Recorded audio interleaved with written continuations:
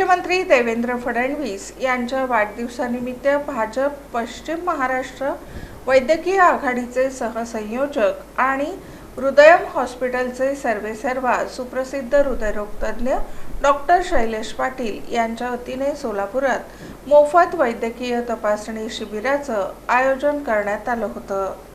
महाराष्ट्राचे मुख्यमंत्री देवेंद्र फडणवीस यांच्या वाढदिवसानिमित्त सोलापुरात मोफत वैद्यकीय तपासणी शिबिराचं आयोजन करण्यात आलं होतं। भाजप पश्चिम महाराष्ट्र वैद्यकीय आघाडीचे सहसंयोजक आणि हृदयम हॉस्पिटलचे सर्वेसर्वा सुप्रसिद्ध हृदयरोग तज्ञ डॉक्टर शैलेश पाटील यांच्या वतीनं हे शिबिर आयोजित करण्यात आलं होतं। सिद्धेश्वर वॉकिंग ट्रॅक परिसरात आयोजित करण्यात आलेल्या या मोफत वैद्यकीय तपासणी शिबिरात नागरिकांची आरोग्य तपासणी करण्यात आली। या शिबिराच्या माध्यमातून नागरिकांना तज्ञ डॉक्टरांकडून मार्गदर्शन आणि वैद्यकीय सल्ला देण्यात आला। कार्यक्रमाची प्रस्तावना सचिन कुलकर्णी यांनी केली, तर उपस्थितांना मार्गदर्शन करताना शिबिराची संपूर्ण माहिती भाजप पश्चिम महाराष्ट्र वैद्यकीय आघाडीचे सहसंयोजक आणि हृदयम हॉस्पिटलचे सुप्रसिद्ध हृदयरोग तज्ञ डॉक्टर शैलेश पाटील यांनी दिली। या प्रसंगी doctor Suhas Karkamkar, doctor Sachin Bongargi, doctor Deshmukh, doctor Manik Gurram, doctor Chandan Ravva यांची प्रमुख उपस्थिती होती। तसंच भाजपच्या शहराध्यक्षा तथा नगरसेविका रोहिणी तडवळकर, माजी पोलीस उपायुक्त दीपक आर्वे, ॲडव्होकेट बसवराज सलगर, MK पाटील, सोमनाथ भोगडे, शिवकुमार पाटील, शिवाजी सुरवसे, श्याम ढवणे, राजशेखर विजापुरे, बसवराज ध्रुपद, बाळासाहेब मुस्तारे, लक्ष्मीकांत बिराजदार, सुनील शरणार्थी, कैलास जेऊरे, रेवणसिद्ध आवजे, राचप्पा आरळीमार, अनिल वजीरकर, तम्मा कडगंची, गुरुशांत कलशेट्टी, सोमा शरणार्थी, अमर पंपटवार, लक्ष्मण दिकोंडा, रुपेश पंपटवार, जनार्दन जक्कन, नागेश पाटील आणि उमाकांत धनशेट्टी यांच्यासह सिद्धेश्वर मॉर्निंग ग्रुपचे सदस्य तसंच हृदयम हॉस्पिटलचा स्टाफ मोठ्या संख्येनं उपस्थित होता।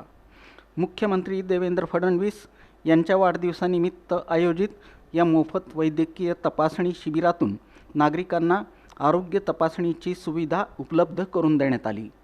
जवळपास 150 नागरिकांनी या शिबिराचा लाभ घेतला असून अशा आरोग्यविषयक उपक्रमांचं आयोजन सातत्यानं केलं जावं अशी अपेक्षा यावेळी व्यक्त करण्यात आली।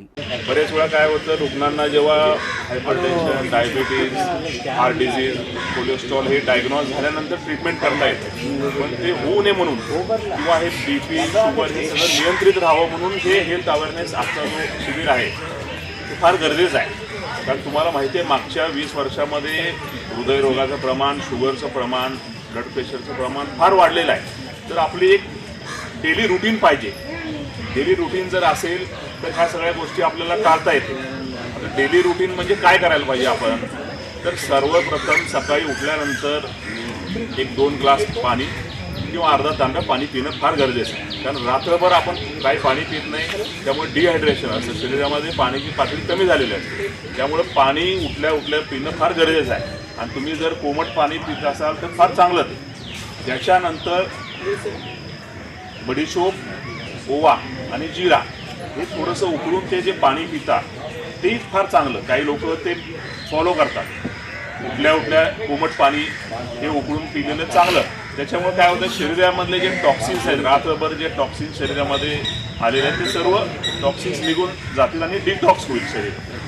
CPR म्हणजे कार्डिओपल्मनरी रिससिटेशनचं ट्रेनिंग जो आहे तो फार आपल्याला महत्त्वाचा आहे। तुम्ही आता बघताय की आजकाल कार्डियक अरेस्टने शाळेमध्ये सुद्धा विद्यार्थी अचानक हे होत आहेत, अरेस्ट होत आहेत। मग अशा सिच्युएशनमध्ये तुम्ही पाहिल्यानंतर पॅनिक होता, तुम्हाला काय करावं कळत नाही। तर आपल्याला हे ट्रेनिंग फार महत्त्वाचं आहे। या ट्रेनिंगमुळे तुम्हाला त्या मोमेंटला काय करायला पाहिजे ही गोष्ट कळणार आहे।